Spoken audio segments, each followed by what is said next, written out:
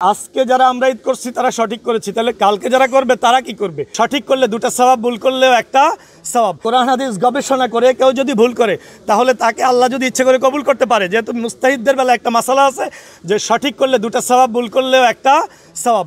আমরা তাদেরকে ফেলে দেই না, আমরা বলবো তারা যাতে বোঝার চেষ্টা করে। আজকে বিশ্বের 150 কোটির বেশি মুসলমান ঈদ উল আধা পালন করতেছে। আজকে রবিবার।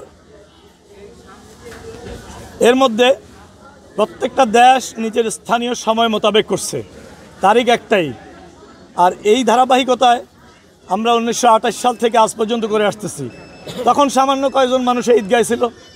আজকে চাঁদপুরের বিভিন্ন উপজেলা নয়, শুধু সারা বাংলাদেশের দু একটা জেলা বাদ থাকতে পারে, আর না হয় সকল জেলায় আজকে ঈদের নামাজ হয়েছে আলহামদুলিল্লাহ।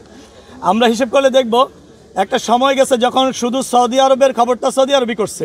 কবে হজ হয়েছে পাশের রাষ্ট্র এই খবরটা জানে নাই।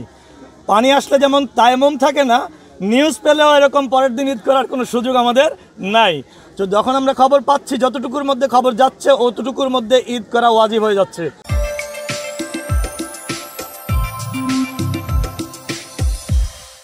আমরা 1928 সাল থেকে এ পর্যন্ত এই সাদরা মাদ্রাসা ঈদগাহ ময়দানে ঈদ উল আধা, ঈদ উল ফিতর সহ বিভিন্ন ধর্মীয় অনুষ্ঠান পালন করে আসছি। যে আজকে যারা আমরা ঈদ করছি তারা সঠিক করেছি, তাহলে কালকে যারা করবে তারা কি করবে?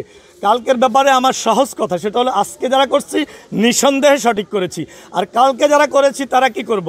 তারা আমাদের ধর্মে একটা বিধান আছে যে কোরআন হাদিস গবেষণা করে কেউ যদি ভুল করে তাহলে তাকে আল্লাহ যদি ইচ্ছে করে কবুল করতে পারে। যেহেতু মুস্তাহিদদের বেলা একটা মাসালা আছে যে সঠিক করলে দুটা সওয়াব, ভুল করলেও একটা সওয়াব।